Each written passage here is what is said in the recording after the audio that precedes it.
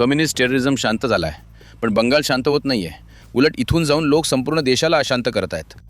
म्हणूनच आणि हे सगळं ममता बॅनर्जींच्या हातात आहे. आमच्याकडे एक शब्द आहे, सिंह भालू लोखंड. सिंह जेव्हा पुढे जातो ना, तेव्हा एकदा मागे बघतो. आत्ता बघितले, आता उडी मारणार आहेत. आता बघा, यावेळी सत्तेतील 2000. या निवडणुकीबद्दल आम्हाला काहीतरी सांगा, जिथे बंगालमध्ये सगळे एकत्र राहतात पण दोन्ही बाजू अँटी करतायत. ममता केंद्रविरोधी आहेत आणि तुम्ही घुसखोर, त्यांना हटवा, हे सगळं करत आहात. असं का आहे? रस्ते, घरं आणि गरिबी यांसारखे मोठे मुद्दे नाहीत का? ते मोठे मुद्दे आहेत, पण सगळे घुसखोर आहेत हा एक मुद्दा आहे का? नाही, घुसखोर हा काही नवीन मुद्दा नाही. मी 86 मध्ये आम्ही लोकांनी घुसखोरांच्या विरोधात आंदोलन केलं होतं, सीमांत शांती आणि सुरक्षा समिती नावानं. मला माहिती आहे, मी त्यावेळी RSचा प्रचारक होतो. आम्ही लोकांनी संपूर्ण बॉर्डर डिस्ट्रिक्टमध्ये खूप आंदोलन केलं. ममता बॅनर्जींनी 2005 मध्ये पार्लमेंटमध्ये स्पीकरसमोर मुद्दा उचलला होता की यावर चर्चा झाली पाहिजे. चर्चा झाली नाही, तेव्हा कागद फेकून मारले होते की ही खूप मोठी समस्या आहे, घुसखोर बंगालला खाऊन टाकतील, यावर चर्चा व्हायला पाहिजे. ही समस्या त्यावेळी त्यांना वाटली होती, त्यावेळी समस्या होती, आज नाही आहे. पण आमच्यासाठी समस्या ही समस्याच आहे. आज देशात जी अशांतता आहे, मग तो दहशतवाद असो, दुसरी कोणतीही समाजविरोधी आंतरराष्ट्रीय कृती असो, देशात जिथे कुठे होत आहे इथूनच लोक जात आहेत. बांगलादेश मार्गे, बंगाल मार्गे, इथून I card, Aadhaar card, ration card, voter card घेऊन संपूर्ण देशात जात आहेत. आता बघा, जे आता पकडले गेले आहेत त्यांचं सगळं आधार कार्ड, वोटर कार्ड बंगालमधून, मुर्शिदाबादमधून, मालदामधून मिळालं आहे. तर ही खूप मोठी समस्या आहे. केवळ बंगाल नाही, संपूर्ण देशाच्या सुरक्षेसाठी ही खूप मोठी समस्या आहे. म्हणून हा मुद्दा मांडत आहोत. पण आम्ही तर सबका साथ सबका विकास करणारेच आहोत. जेव्हा आम्ही लोकांशी बोलतो तेव्हा ते म्हणतात की ही अगदी फालतू गोष्ट आहे. इथे आमचं घर दुरुस्त करा, पाणी द्या, रस्ता द्या. तुम्ही लोक द्वेष करत आहात का?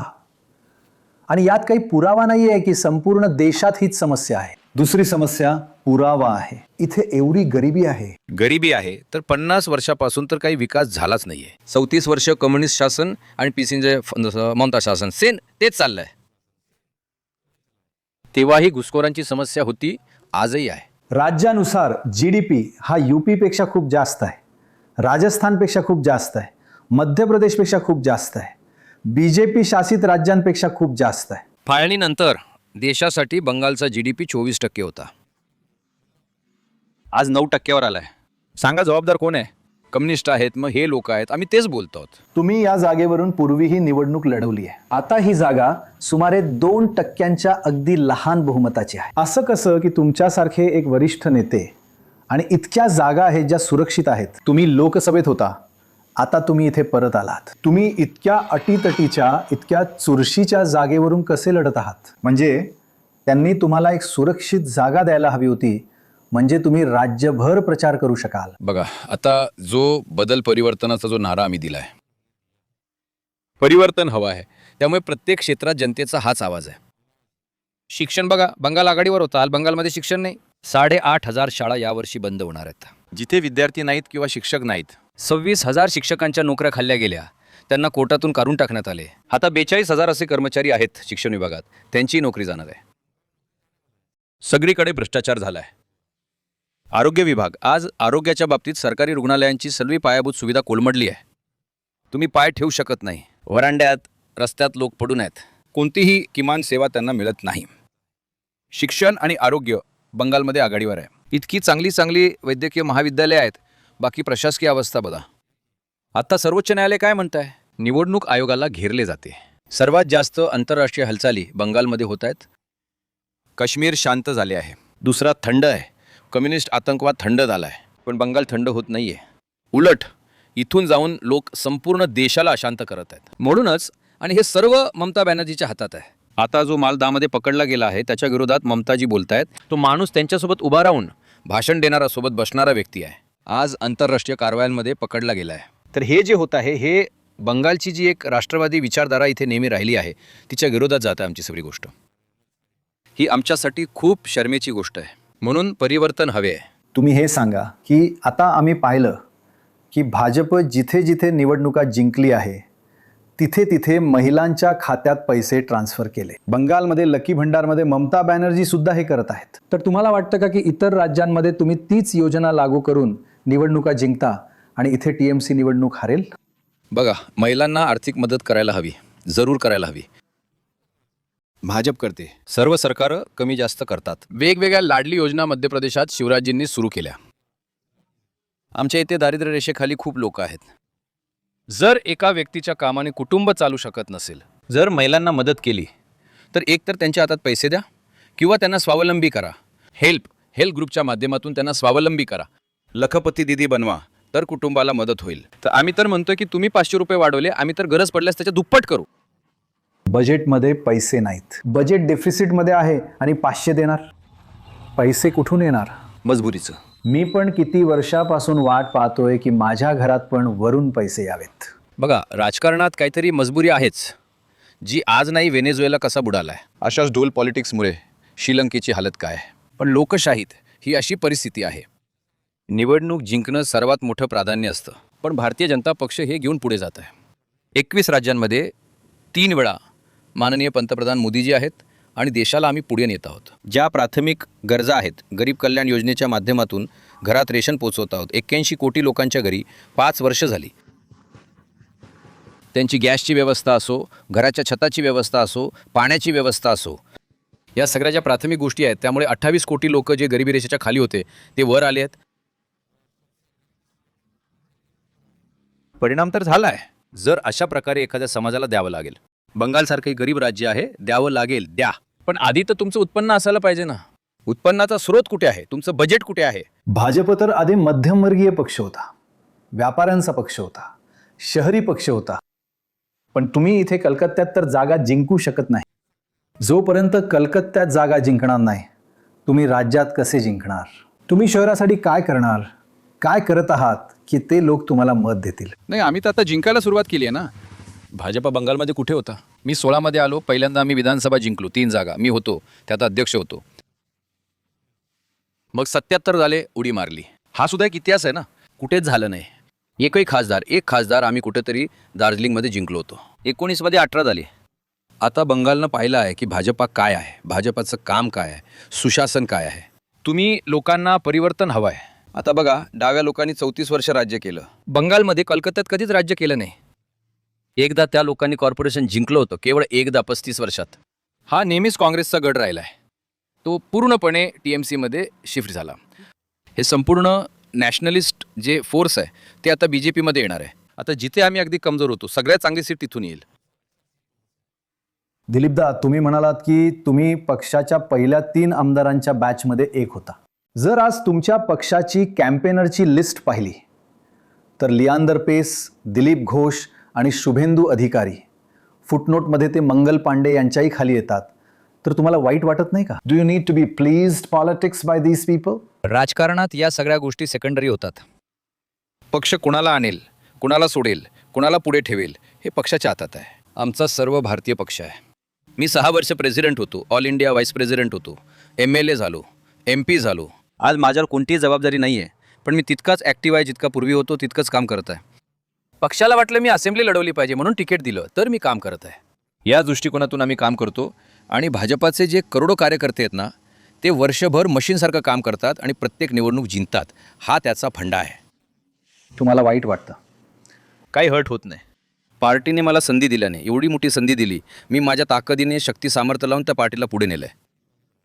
कुणा दुसऱ्याला चान्स देईल, तो वाढवेल, पुढे चालत राहील. जी, तुम्ही बोलता ते करेक्ट आहे की इतके लोक पॉवर्टीमधून अपलिफ्ट होत आहेत, पण आजही 80 कोटी लोकांना फ्री रॅशन मिळतं. Is that a matter of pride or a matter of shame?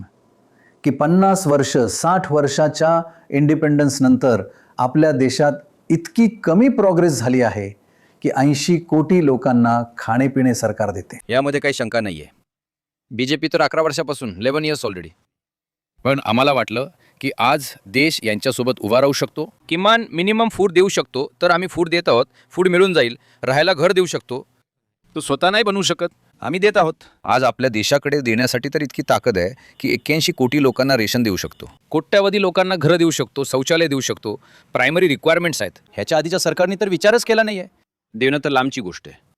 केवळ निवडणुकीसाठी काहीतरी द्यायचे, आज देत आहेत. आणि त्याच घरातली मुलं आज येऊन शिक्षण घेत आहेत. चंद्रयान पाठवत आहेत तीच लोक आहेत. मिसाईल रॉकेट सुद्धा तिथलीच मुलं बनवत आहेत. कुणी परदेशातून आलेलं नाहीये. आमचे मोठे मोठे IITN परदेशात निघून जायचे. आज मी खरगपूरचा आहे. पहिलं IIT खरगपूरचं आहे.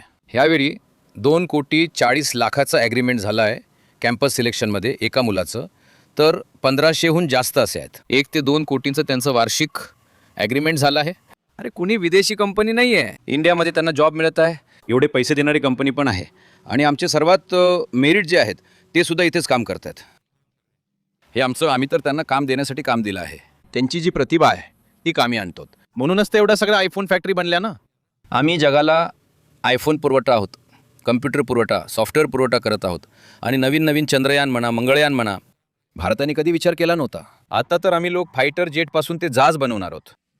तुम्ही जे आधी म्हणालात ते खरं आहे. बंगाल हे एक खूप अस्थिर राज्य आहे. पक्ष झपाट्याने वर गेले आहेत. जसं मागच्या वेळी 22,016 ते 21 तुम्ही वेगाने वर गेलात, पण पक्ष खाली सुद्धा येतात. 2021 पासून 21 पोटनिवडणुका झाल्या आहेत. भाजपने एकदाही जिंकलेले नाही. त्यांची मतं खाली खाली खाली गेली आहेत.